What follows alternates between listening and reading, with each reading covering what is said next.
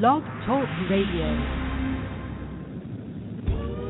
You are listening to the Enlightenment Evolution Network.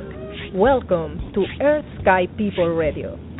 Living in harmony with Mother Earth and awakening to an intergalactic society.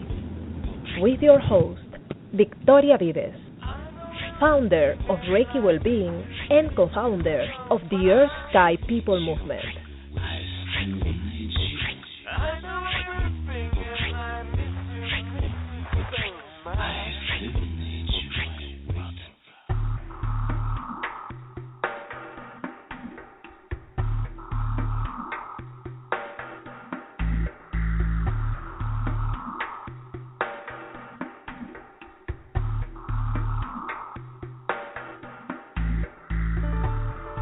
Any opinions expressed in Earth Sky People Radio do not necessarily reflect the opinions of the Enlightenment Evolution Network. Any opinions expressed by Earth Sky People Radio's guests do not necessarily reflect the opinions of Earth Sky People Radio. Hello, this is Earth Sky People Radio with your host, your friend, and your soul family, Victoria Vives Khuong. You can find me at victoriavives.com. Today is Saturday, March 21st, 2015. We are together in Earth Sky People Radio, Earth representing our connection with Mother Earth and nature, and Sky representing spirituality and life beyond the Earth, extraterrestrial life, extra-dimensional. Tomorrow, Sunday, March 22nd, we will start the free video training series, Unplugged from the Matrix. You can sign up at earthskypeople.org/unplug. Last week at Earth Sky People Radio, we had with us Andrew Beshago, sharing his experiences in time traveling, life on Mars, and teleportation with Tesla technologies. You can check out the video and audio replay in the archives at victoriavives.com/radio. And today, we have a very special guest. Can the perseverance of one man transform the world? Indeed it can. Stephen Bassett is a political activist and the executive director of the Paradigm Research Group, PRG. PRG makes available what I consider the most down-to-earth and credible information in regards to extraterrestrial life. Stephen Bassett is taking the necessary steps to bring disclosure to our world, ending the ET truth embargo. PRG produced a citizen hearing on disclosure in which researchers, activists, and military agency political witnesses represented 10 countries giving testimony in Washington, D.C. to 6 former members of the United States Congress. This testimony was in regards to events and evidence that indicate an extraterrestrial presence engaging the human race. To learn more about Paradigm Research Group, go to paradigmresearchgroup.org. Steve, welcome to Earth Sky People. Buenos dias. Oh, wonderful. Buenos dias. So, Steve, it is amazing to have you here. I'm impressed at the quality, the credibility, and also all the courage that you have put in this project of really bringing the truth to the world. I feel that this is going to completely transform history. How did this start? What was the catalyst event that gave you that passion to pursue what most people would just feel is impossible? The decision to engage the issue occurred in late November 1995. I made a decision that I wanted to engage the subject. I'd always been interested since I was a kid. I had a science background, which helped. I also had a lot of science. I read a lot of science fiction. I was just comfortable with it, and I wanted to engage it. So I went to Cambridge, Massachusetts, and volunteered for 4 months with an organization called Program for Extraordinary Experience Research, which was created by Dr. John Mack of Harvard University. As part of his a larger coalition we had. And they were studying contactees. I spent 4 months there, and it was very exciting and energizing time. But it wasn't permanent. I had to decide what would be my purpose. And I came to a conclusion, which is proven, I think, correct, that the problem with the issue is not science. The presence of extraterrestrials had been established, proven decades before. I think it was pretty obvious to a lot of people, even in the 1950s, that the phenomenon was real and it was extraterrestrial. And since then, it had been proven many times. So why wasn't it then part of our world? Why wasn't it taught in the school? Why was there not open public research on it? Because of a political decision. The problem was politics, not science. The government had decided for national security reasons that the issue would be contained and denied, that efforts by the public to learn would be undermined through propaganda, ridicule, coercion, etc. And they were serious about it. It wasn't casual. They were every bit as serious about containing the ET reality as the Catholic Church was serious about containing the reality of the solar system as the Persian Revolution began. And so to resolve the issue required a political decision on the part of the government. And so I decided to go after that and engage the politics of UFOs, which is what we called it way back. Now it's called exopolitics. And seek to end the policy of what is called truth embargo. Now it used to be called UFO cover-up. It's that straightforward. I'm a political activist, and my job is to end a government policy. That policy is truth embargo and denial of the ET presence, and we're very close to achieving that goal. I totally feel that, and many of us really expect disclosure occurring sometime either this year or next. What do you feel about this? When do you think it's going to happen? Very possible. I certainly want it as soon as possible. It can't happen too soon. And I feel that the door has been open for disclosure since 1993. 1992, 1993, when the Cold War was over. And that was the major problem, the major impediment. But we just haven't walked through that door yet. But there's a lot happening this year, and we're close. And so I would hope that an announcement will take place this spring, frankly. Certainly possible, and there's a lot going on about that, which I'm sure we'll talk about. How do you expect it to occur? What would be the ideal scenario, in your opinion? Yes, the way it should happen is that, well, put it this way. If history had gone a different way, it would be a matter for the United Nations. But the United Nations has been diminished and sidelined by the major powers, and has not been readjusted for a post-Cold War period. So the United Nations will not be the player here, not be involved. So it will start with the head of state. A single nation will go first, and other nations will follow. That's fine. It needs to be proactive, and it needs to be appropriate,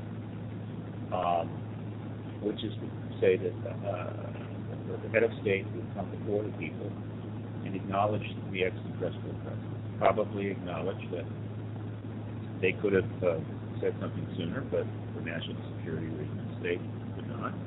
But they could say it now, and that more information would be forthcoming. That's the way it should be. The most likely country to start would be the United States. I would say it's about 50-50 that the U.S. would be the first nation to disclose the new president. But there's a 50% chance that another nation will go first.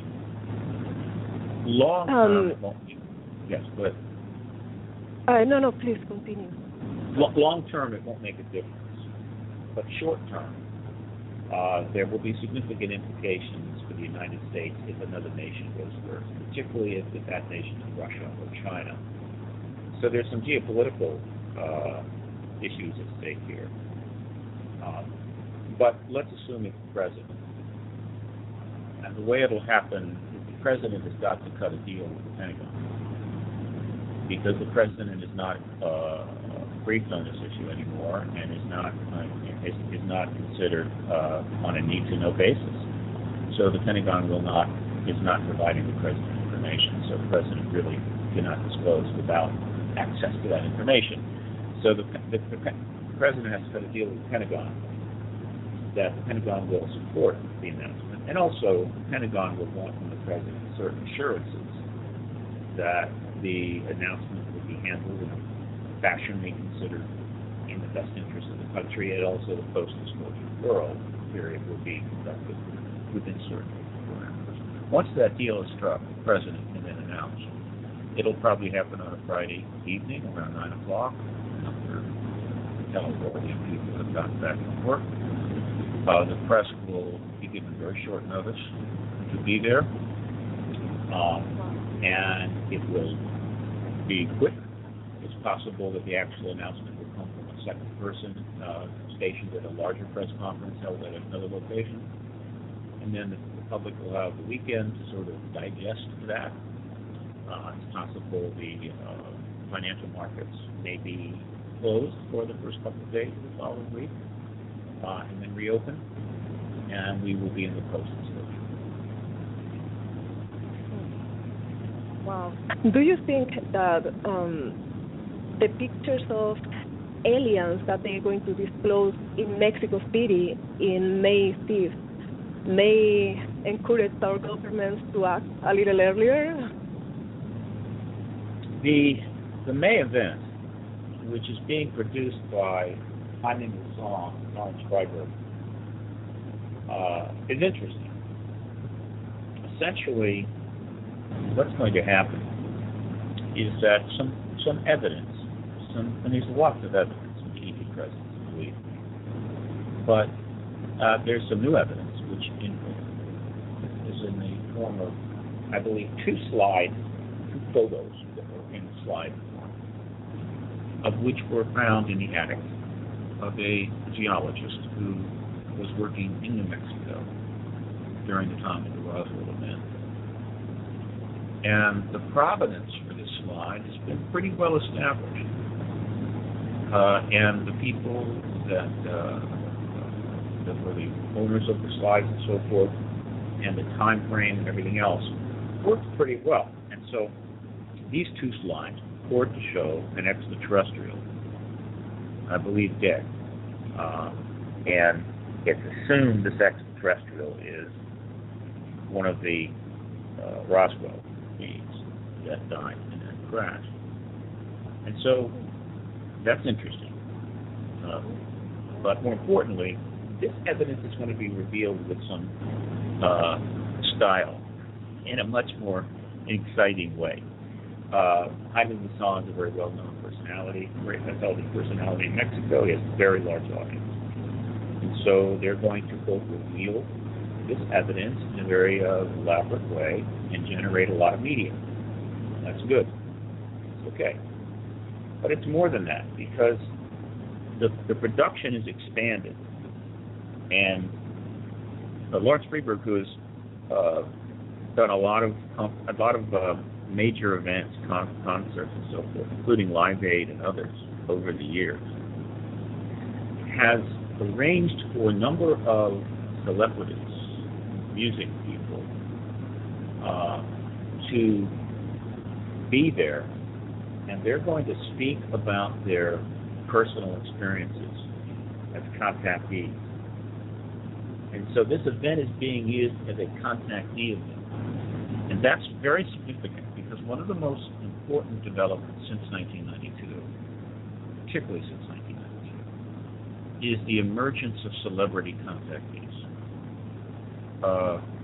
People have been coming out of the closet on this issue since the 1980s, and that's important. But naturally, if a well-known person comes forward and says, yes, I have been dealing with these extraterrestrials since I was a child, that's very significant. It's exactly analogous to the gay rights movement when very famous people, notable people, come out of the closet and announce that yes, they were gay or lesbian, and so what? You know, I'm perfectly comfortable with that, and so should you. And that was very important to the gay rights lesbian movement. Now, same thing for this issue. As well-known celebrity people come forward to openly discuss their contact, that is going to put more pressure on the government. So both of these things are going to be taking place in Mexico in front of a lot of cameras. It is it. So that is one more example of the kinds of pressure that is building on the government-imposed truth embargo, which I believe is in its last phase. You know, the microphone is getting a lot of background noise. I don't know if maybe you could be closer to the microphone to see. Oh. I'm going to do that. I'm going to see if I can help with that. I think I can. Oh, that's so good. That sounds so much better. Thank you so much. Perfect. Okay, some of my friends and family and some people are really, really uncomfortable accepting the idea of extraterrestrial life existing and especially having contacted humankind. What would you say to people who feel unprepared for crossing this threshold or who prefer to just keep things behind the curtain? Well, my advice would be simply this: get prepared. Right. The history of the human race is well known, at least the last 10,000 years, and that history has been moving forward and upward, learning more about life, about our planet, and ultimately about the universe itself.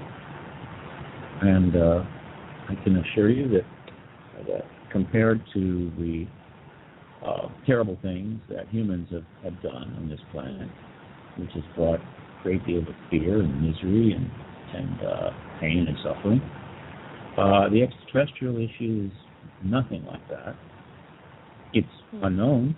It's obviously a little scary. But so is World War II and the Cold War and the threat of nuclear annihilation, economic collapse, plagues, so forth. Humans have dealt with all of that.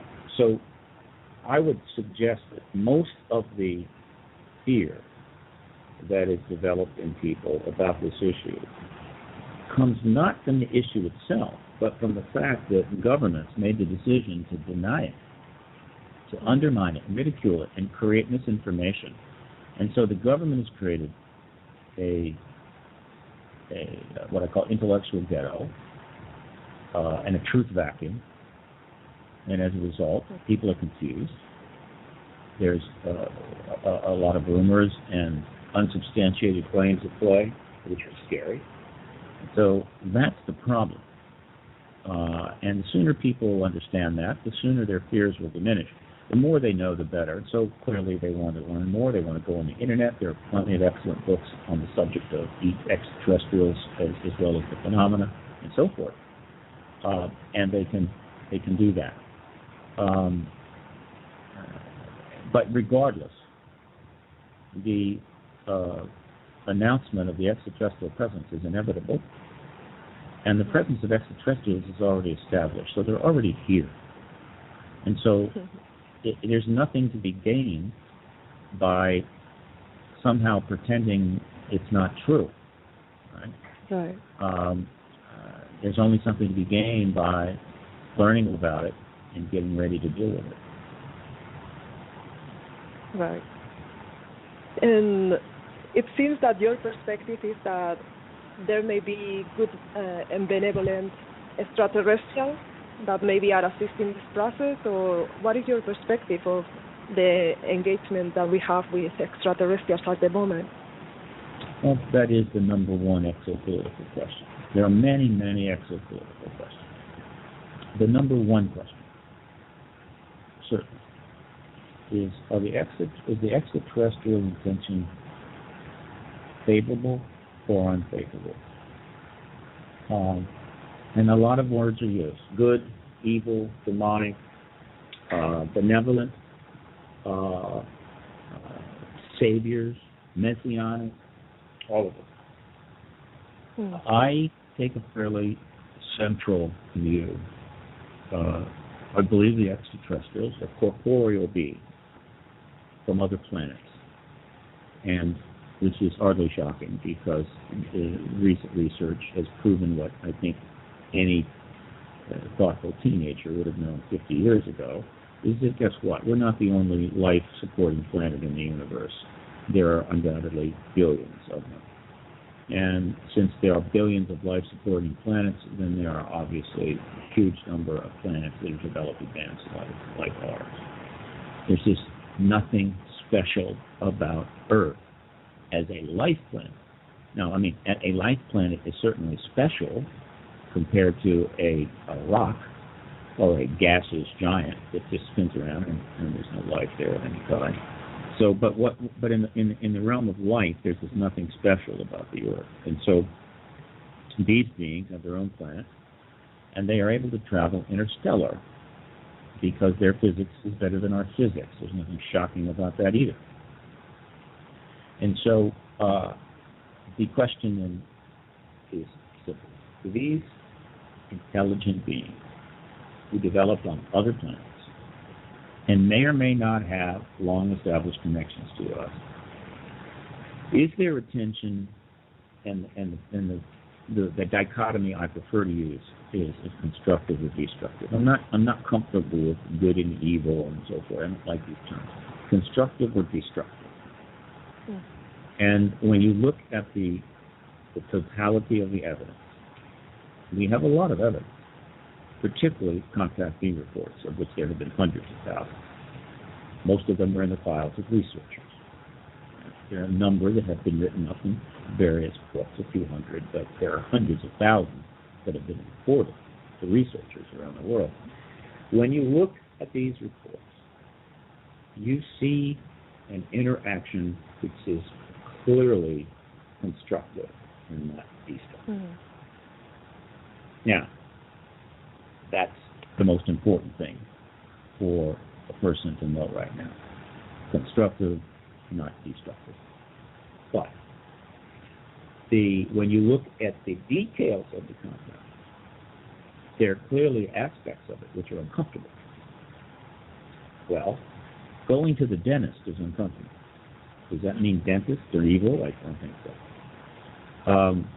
They are engaging us in complex ways. Some of the things they do with respect to humans are uncomfortable. No question about it. And that needs to be looked at. That needs to be understood better. We can't understand it properly because the truth embargo is still in place, and the government continues to deny there's any extraterrestrials here at all. In time, that will change. And we'll learn more about why they're doing what they're doing. But my view is that ultimately this is a constructive engagement, and that when the full information is known and even when open contact is underway, I feel pretty confident that we'll be quite happy with that. Wonderful. Do you feel that there is also information about perhaps ancient civilizations of extraterrestrials, perhaps from Egypt or other locations, that may be also part of the files that they will disclose? Interesting question. It's really fun one, too. It is safe to assume that extraterrestrials have been visiting this planet for a very long time, because the age of our galaxy is such that once you accepted the fact that life is abundant in the galaxy, which means that sentient life is also abundant. You have to also accept that life is, sentient life has been around not just for a few thousand years or a few millions of years, but hundreds of millions of years because of how old the galaxy is. And so if beings can evolve to the point that they have star travel in our time, there is no reason whatsoever, no logical or physics-based reason why beings could not have evolved sentience and star travel 500 million years ago because of how old our galaxy is. And so consequently, it's very safe to assume that our planet has been visited as far back as you want to go, and that there's a very complex history. Now, we're mostly interested in what's happened in the last 10,000 years. But even within 10,000 year period, it's safe to assume that there has been visitation. And it's very possible, and that visitation would have been of a different context. I mean, it's one thing to, quote, interact with human beings in 2000 AD, when we have an advanced complex civilization and 7 billion people. It's another thing to interact with human beings in 4,000 or 5,000 BC, when obviously the human condition is far different. It's also safe to assume that beings that may have interacted with us 8,000 years ago are not the same ones around now. So again, a very complex history that we still don't know fully about. But as you know, there has been a lot of research into the potential contact with humans going back 10,000 years.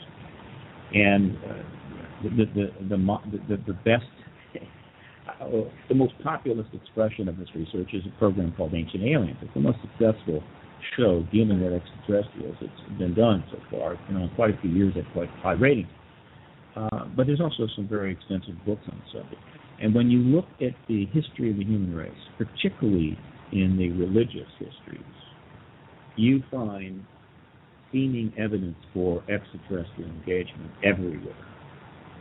So that is going to be a very fascinating area to learn about, and to learn just how much of our history is extraterrestrial in origin but has been interpreted otherwise because people did not have the knowledge base to understand what was going on. I'm looking forward to that. Thank you for sharing. So let's say that next month we have disclosure. And what do you think would happen like 5 years from now? How do you envision that the world will change? Perhaps this can help the people that is a little afraid of this change to see that it can be beneficial. Well, with the caveat that the post-disclosure world there will be tens of thousands of books that will be written about what happens or what happened after disclosure took place. Tens of thousands of books. So with that in mind, let me give you a few minutes of some concepts that one might consider. In the first 2 years after disclosure, the things that I feel most confident about are, one, there will be, first of all, an unprecedented, intense engagement of the subject to a degree unlike any similar engagement of any other subject in history. Meaning that the number of people focused on the idea of extraterrestrials and what to learn about it will be unprecedented. Hundreds of millions, if not billions of people will be fairly intensely examining and observing what's going on, following the data. That's an extraordinary thing. Information will come out all of the previous research will be re-examined with integrity, meaning there's no truth involved anymore. And so now let's go look at all the research that's been done without the impediment of a government denial. And they'll sort through it, and hopefully they'll sort out the quality knowledge from the disinformation and silliness and hoaxes, and that will be reassessed. In addition, I expect that the government will reluctantly be forced to start providing information from its own files. This probably will also include revelations about extraterrestrial derived technology and its re-engineering, and hopefully the engagement of that technology in the public domain. That has profound implications, particularly with respect to energy and propulsion technologies derived from ET re-engineering research. That will take place. And so the knowledge base will expand dramatically. In the first 2 years, there will be this huge learning curve. Now, this learning curve will obviously be enhanced by the extraordinary communication technology that now exists. The personal computer, the internet, social media, data file sharing, everything. Of course, cable television, satellite. And I don't think it's a coincidence, at a time when some of the most extraordinary information in history will become available, we have the most extraordinary degree of technology to communicate that information worldwide. And so we will see an unprecedented learning curve in which more people will learn more information in a shorter amount of time than at any time in history. And in 2 years, virtually everybody on the planet, all 7 billion, will know a good deal about the ET presence. And some will know an extraordinary amount about it. And we will become educated. This is fairly certain to me. Another thing I consider likely is that the disclosure of the ET presence will go a long way, much further than, say, the revelations of Edward Snowden or revelations of WikiLeaks, to motivate the citizens of the developed countries, and particularly the United States, to completely re-examine and engage the vast secret complexes that have developed since World War II, and their structures, their funding, their abuses of power and secrecy. And we may see the beginning of a huge reformist movement to finally bring these structures under control and underneath the social contracts that exist within these countries, and redirect our thinking and actions with respect to the relationship between people and government and the place of secrecy in our society. This could easily become the largest reform movement in history. So I'm anticipating that. Much other will happen, of course. One of the other things that I expect to happen pretty quickly, and this, of course, would be something that I think you will be engaging, because I've looked a little bit at what you do and your work and so forth, is that the disclosure event will trigger 2 very substantial worldview changes. Now, worldview change, some people call it consciousness enhancement or higher consciousness or whatever. I don't think in those terms. I think in terms of worldview. We've experienced many of those in history. The Copernican revolution was a significant worldview change, one that the Catholic Church resisted and didn't want to see happen. The opening to the New World and the full recognition that the planet was in fact a sphere was a significant worldview change. And there have been others, but none of them will compare to this one. And so the acknowledgement that there are other sentient beings in this universe, other planets with life, that interstellar travel is possible, and that we're all already being engaged, will trigger two significant worldview changes globally, not just locally, but globally. And that's also impressive. A degree that's impressive. One of them I call Earth-centeredness.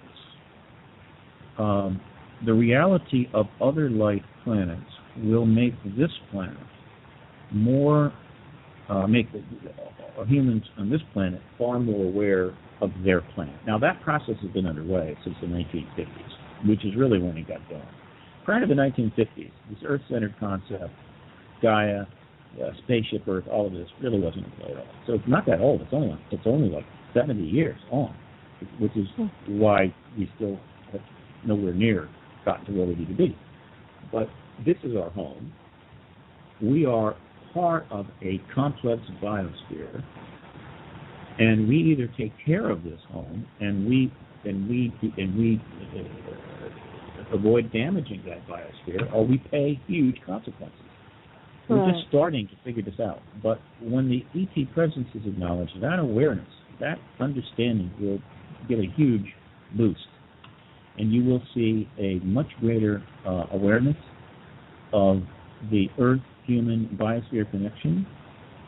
Environmental concepts, ideas, and programs will be much easier to advance, and so forth. And that's very significant. The second worldview change is what I call, I created a term for this called specialization. It's spelled exactly like specialization, only one of the A's is an E.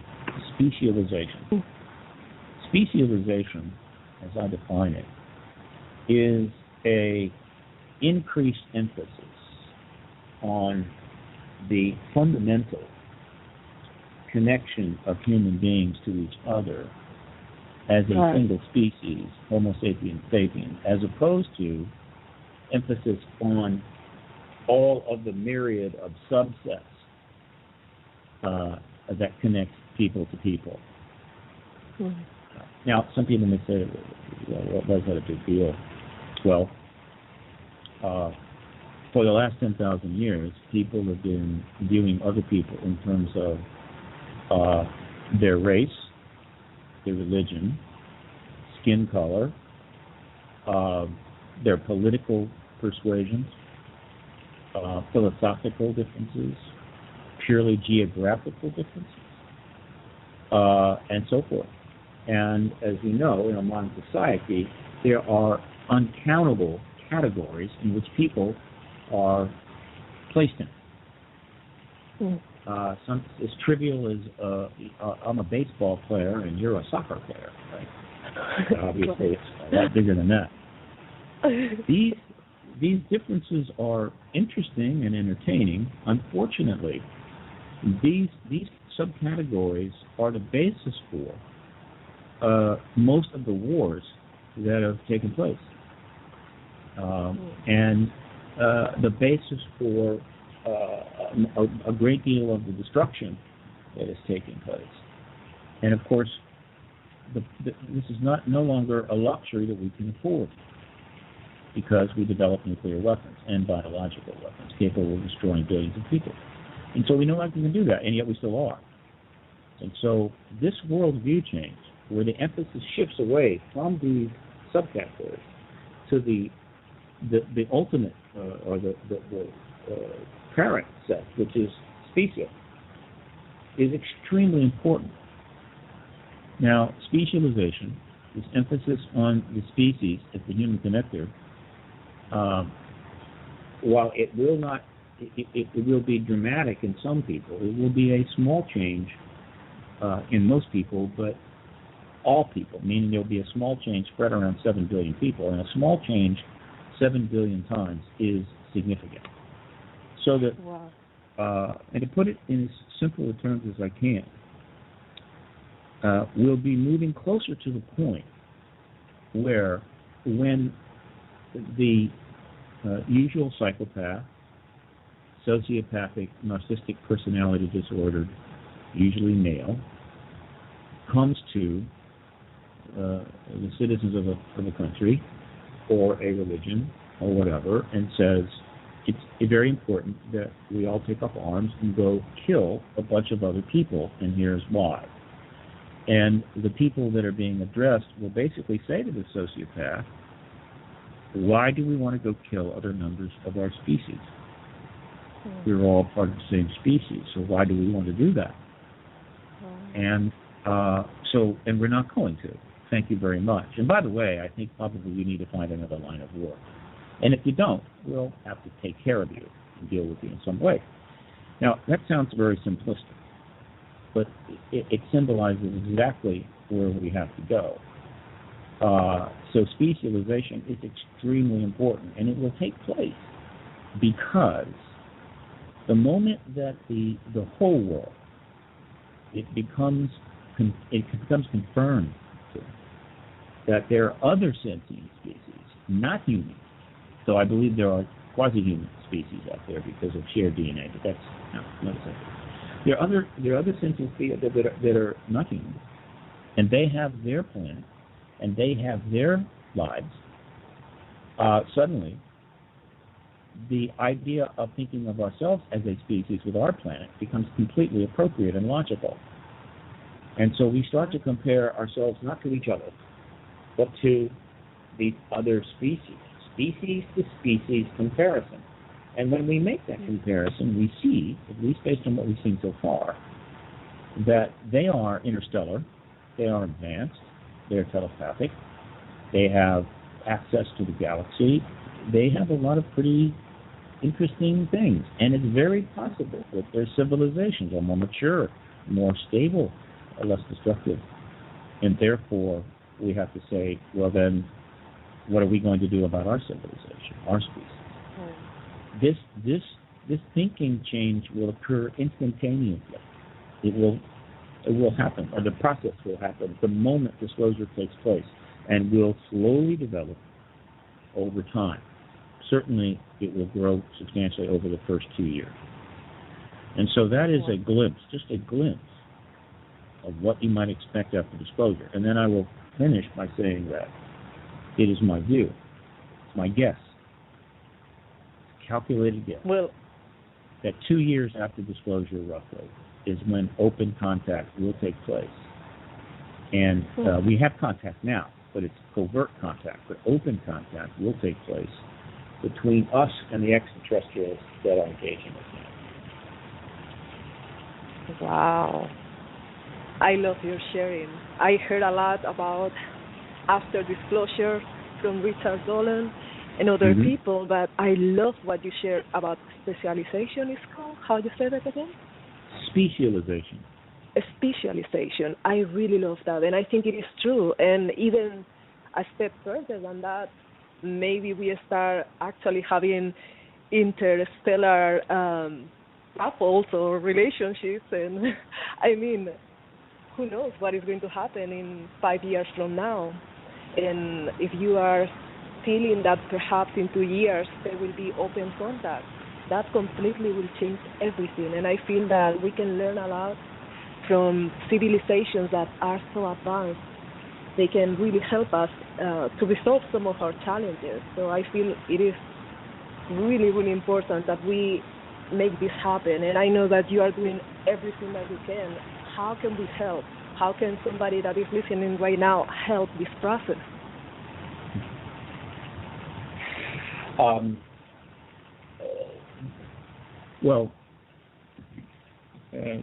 The movement is not like any other advocacy movement. It is almost exclusively operating in cyberspace. There's almost no brick and mortar operation. It's based on websites, email lists, and so forth. So, and it's not like a club with membership by and large. It's diffused. So, how do people help? Well, first and foremost, they help by getting informed. The more you know, the more you might interact with this issue. Though most of this kind of information growth will be of use in the post-disclosure world. Pre-disclosure, useful, but not as much. But getting informed is one thing. Sharing the information is helpful, though it's risky. You've got to be careful, because there are people, it's possible that there are people in your life who, if you share this information with, are not going to react favorably. And those people may be important to you. But people do. They're sharing it on the internet, through Facebook, Twitter, email lists, web pages, and so forth. And that's all. Those beyond that, you can support the work. Now, this support comes in many forms. By attending conferences, because those conferences provide some support to the speakers, and you buy books, you buy DVDs of the information, which helps the content creation. That's another level of support. And you can pressure political, you can pressure politicians and media in various ways. You can email them, you can send letters, you can send Twitters, letting them know that they ought to be doing more. Right? And then there's the probably the most impacting level of support, and that is funding. This advocacy movement is extremely underfunded, to say the least. It is the most underfunded advocacy movement of global significance ever pursued, and that is easy to establish. And the reason that is underfunded is because, unlike, well, similar to, but somewhat different from most advocacy movements, the government has opposed it. But in the case of the ET issue, the opposition is extraordinary. Excuse me. In that the government doesn't simply oppose it. The government denies the existence of it. The government denies that the issue itself even exists. There are no extraterrestrials, according to the United States government. Period. And then, of course, they have ridiculed and embargoed the issue for decades. Wow. And so the ability to get funding is really impacted. The citizen hearing on disclosure, which was a major event held in 2013, it took 12 years to find the funding for that. Oh, wow. It cost $700,000. It took 12 years to get the funding for that. And that didn't come from an American. It came from a Canadian. Because, again, Canadians are less intimidated by the government.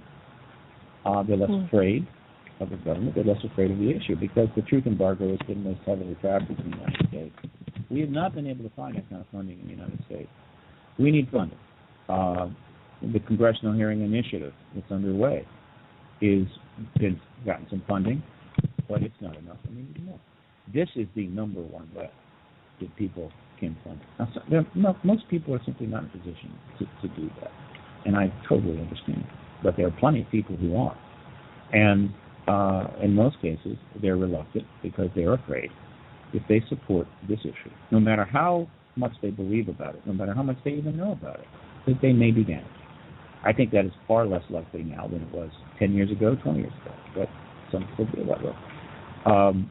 But for those that want to fund this, you go to paradigmresearchgroup.org, and there is a support button in the lower left corner.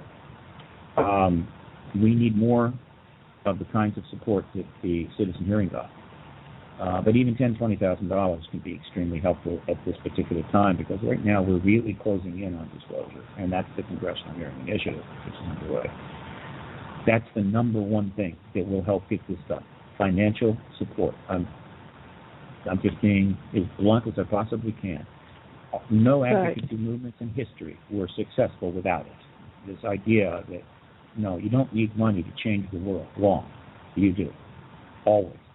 And every major advocacy movement in history was heavily funded, whether it was the anti-colonial movement, the civil rights movement, gay rights movement. Women's rights movement, women's votes movement, you name it, you pick one. They were all heavily funded. This one, not so much. And so, to the extent that changes, you'll see more results quickly. And I feel everybody can contribute in a way, because you are offering excerpts from the citizen hearing, I think, right, in Vimeo. I think people can download maybe just one of the episodes. So even if it is something like that, but everybody can contribute a little bit, and then I feel that if each person puts a little bit, we will make this happen. That is true. And we obviously, many people have provided a little bit of funding to CRG over the years, and of course I appreciate it all. But again, the numbers, let me put it in perspective. It is projected that the next election in the United States, where we elect 435 members of Congress, 33 members of our Senate, and a new president, will cost more than any election in history, approximately $4 billion. Wow. And almost all of that $4 billion will come from, all of it will come from American citizens who will contribute money to hold that election. And no one that I am aware of believes that $4 billion is going to buy us one more cent worth of good government. Nothing will change. The situation is not changing and hasn't changed for some time. But it is understood and acceptable that, you donate for that. You give money for that. You donate to your candidates so they can get elected. And it just so happens that it costs more and more to run an election, and so they manage to raise the money. Now, a lot of that comes from very, very wealthy people who give huge amounts of sums in order to, quote, buy influence with these things. The whole thing is a mess. But so this idea of people donating funds in order to, quote, make the social contract better and improve their life is well established. But in the case of the extraterrestrial issue, because of the truth embargo, they don't do it. And I assure you that ending this truth embargo, which will cost a tiny fraction of what the next election in the United States will cost, will have more impact on life on this planet and their future and their children's future than 1,000 elections. Right. I'm so sure about it. So sure. There is a lot of noise, like if the microphone is being... Oh, okay. Moving the computer around a little bit because it's getting hot. All right. It gets still. All right. So we are getting to the conclusion of this show, and I would like to ask you, what is the single most fascinating story that you have learned in all these years working towards disclosure? Is there an extraterrestrial story that really impacted you? Yes. The most extraordinary thing that I believe I have come to accept, and I believe will become more universally known quickly after disclosure takes place, is that based on the evidence, what we're going to learn is that the extraterrestrials that are dealing with us are not random. That the extraterrestrials that are dealing with us are the ones dealing with us because, one, they are relatively close to us in terms of development, in terms of the technological development. They're not millions of years ahead of us. They're not hundreds of thousands of years ahead of us. They may be 1,000 years ahead of us, 200 years ahead of us. They're not as advanced as people think. And that makes sense because those that are a million years ahead of us, frankly, probably could actually care less about us. We're being dealt with with societies that are relatively close to us, which is logical. But it gets better because what we're going to learn is that there is substantial genetic connection between us and some of these extraterrestrials. Not all, but some of them. Right. But even more profound we're going to learn that there is a genetic connection between us and the entire galaxy. In other words, we think of a biosphere, the Earth, as a biosphere. But in fact, we assume we're going to be thinking of the galaxy as a biodisk. Why is that? It's actually very simple. One, it's obvious that sentient beings are able to develop interstellar travel because of the nature of physics. And interstellar travel has probably been around in this galaxy for untold millions of years. Two, the most interesting thing in this galaxy is life. Much more interesting than, say, rocks or atoms, which are interesting, but frankly, we already know a lot about rocks and atoms. Life is the most complex thing in the galaxy, and every biosphere generates its own unique form. And so, throughout these vast millennia, the thing most interesting to sentient beings has been life, and so life has been engaged throughout the galaxy. And since these beings have interstellar travel, we can assume that over these millions of years, life has been taken from one biosphere and taken to another biosphere. Life has been combined, hybrid, other things have been created, and that life has spread throughout the galaxy, biosphere to biosphere, by virtue simply of interstellar travel. But it gets better because we're starting to learn more and more about the truth of transpermia, that life can actually move on its own between biospheres, because sunlight has the ability to survive in space, and planets blow up or impacts occur. And so we probably had light migration. Therefore, we are connected already genetically in the galaxy, and in some ways very powerfully connected. This, to me, is extraordinarily significant and will be the most powerful revelation that will come out post-disclosure. We're already connected to the galaxy genetically. We're not only not alone, we're part of a family in a sense, a genetic family that is at least galaxy-wide. And who knows beyond that? That's the most profound thing. Wow, very exciting. I'm so excited for the times that we are living in. I feel that for sure it has to be disclosure this year, and it's just going to change everything. And I so much appreciate all the work that you are doing and the way in which you are doing it. I feel that you are taking responsibility that many of us maybe are not doing so much, and you are making things happen in a way that is very elegant. You're not talking bad about the government, I feel you are helping the government to resolve this situation that they are in, and we need this. So thank you so much, Steve, for all that you are doing and for being here today in Earth Sky People. It is my pleasure. And you're a beautiful person. You're doing wonderful work yourself. I look forward to doing the show again, and I look forward to perhaps meeting you when I'm back in the Island. Thank you. We'll do it for sure. Okay.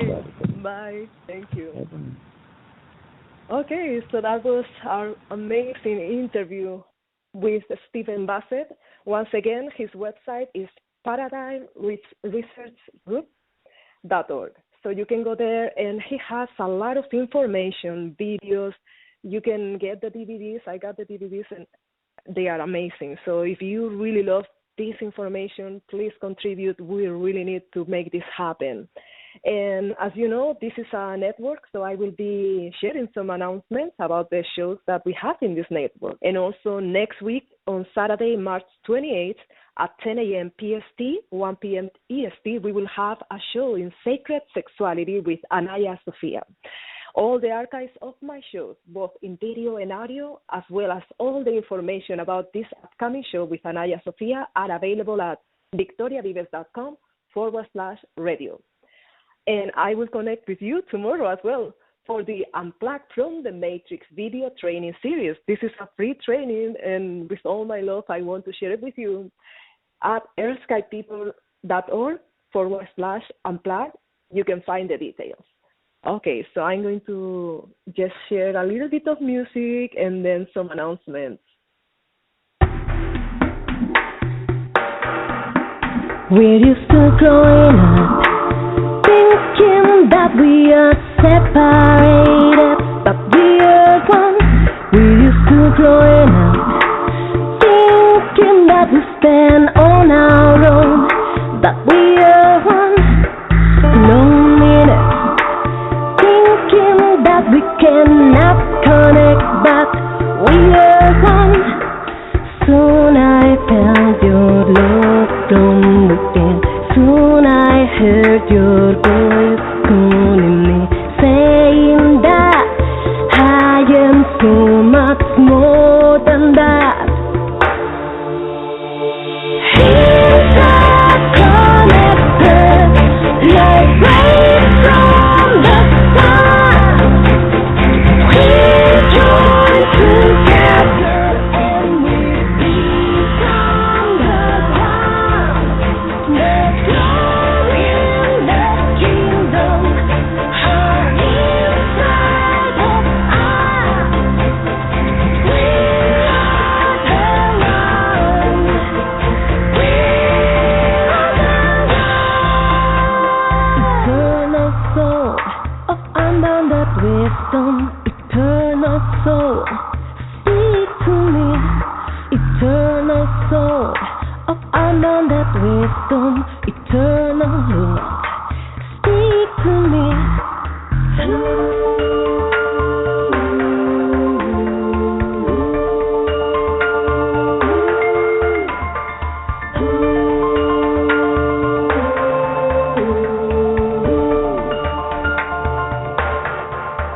We all came from one source, shining like rays from the sun, but we may not know humankind is one soul, expanding like rays from the sun, but we may not know. Rise above, reconnect with your higher self and with your source. Open to the love deep within. Open to the voice calling within, saying that you are so much more than that.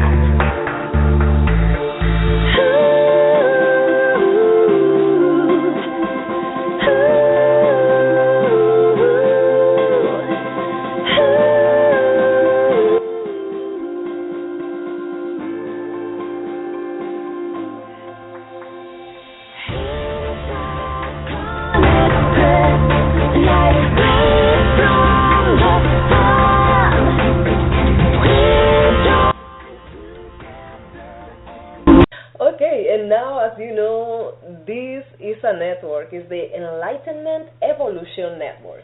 So, I'm going to just share with you the different shows that we have.